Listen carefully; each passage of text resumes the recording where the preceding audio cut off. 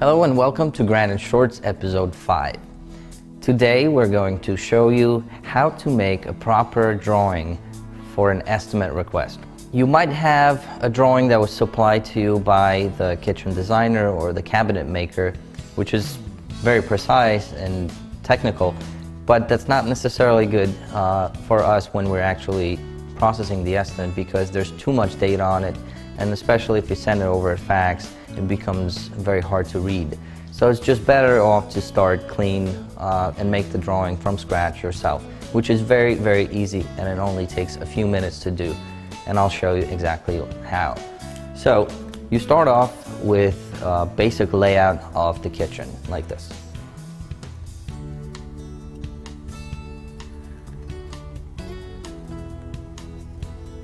Okay, we're going to do a very standard U-shaped kitchen with a small island. So what we're going to do is just draw another L shape right here, like this. Okay, so that's our island. Okay, so now it's time to mark the appliances and the sink. So we'll start right here, and it's a good idea to actually write down what the appliance is. So in this case, we have a slide-in stove.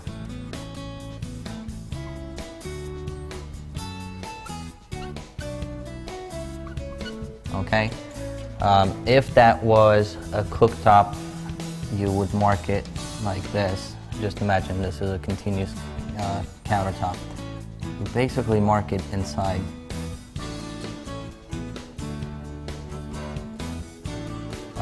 Now here we have the fridge. Okay, and the sink. All right. Okay, so here's our sink. And I'm just going to mark that it's an undermount sink. And if it was a drop-in sink, you would also write it in there. Same for a farm sink. Now, it's actually time to put the dimensions in. So I'm just going to put anything here. So let's make a line and make this, say, 106. And stay consistent with your measurements. So if you're putting feet, inches, do that all over the place. If you're using just inches, the same way. So we have that length, and all we really need are the lengths. So that piece, actually let me get rid of the cooktop for now.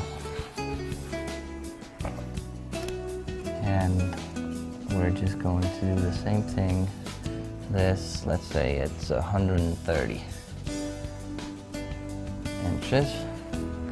This little bit right here, 36. And on this end, 106 again. Okay, now you've noticed that I didn't put the depth of the countertops on the drawing, and that's because there's an overhang that we need to add to the dimension of the cabinets. Cabinets are usually 24 inches, and the typical overhang will be 1.5 inches. So in this case, we'll just write 25 and a half inch. Same here. And we can move on to the island. This is our island cabinet, and it measures 48 by 48 inches.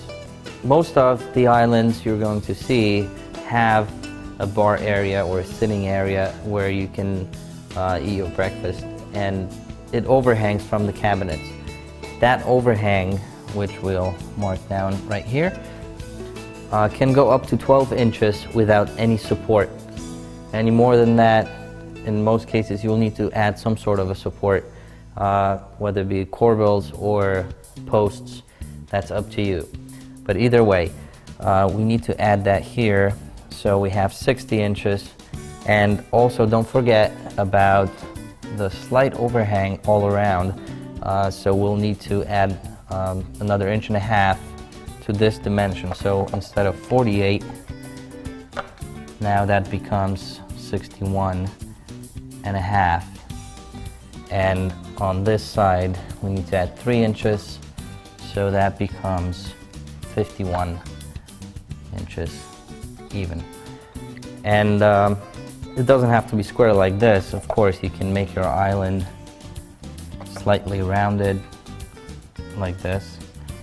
But the key thing is to measure from the outermost point. So that right here is the 61 and a half inch dimension.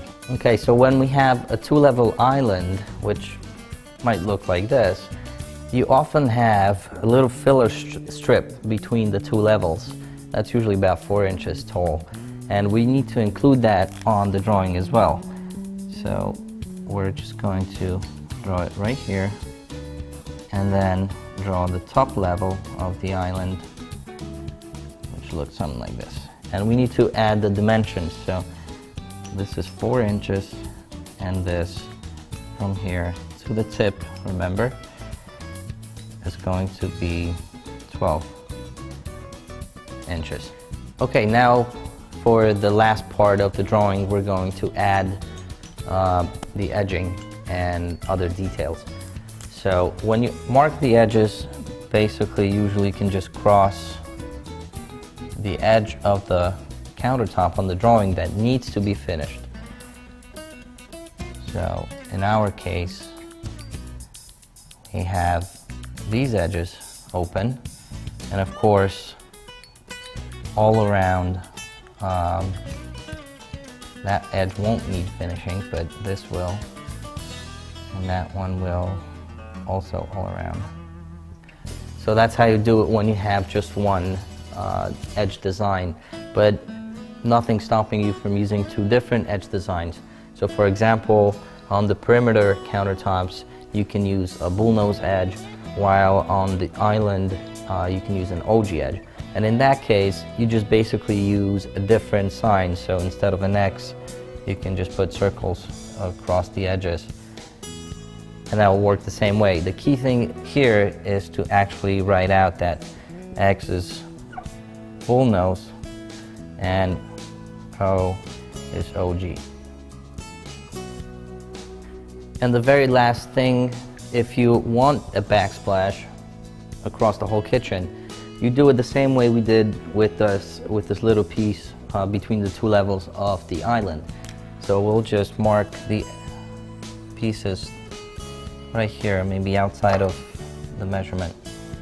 And we know that this is going to be the same exact length. And in the same way here. Now I'm adding the 4-inch small backsplashes.